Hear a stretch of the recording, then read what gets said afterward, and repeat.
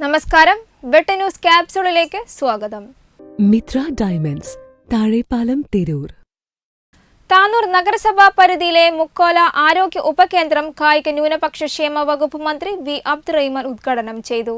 താനൂർ നഗരസഭാ chairman P Shamsuddin അധ്യക്ഷനായി. MLAയുടെ ആസ്തി വികസന ഫണ്ട് ഉപയോഗിച്ചാണ് കെട്ടിടത്തിന്റെ നിർമ്മാണം പൂർത്തീകരിച്ചത്.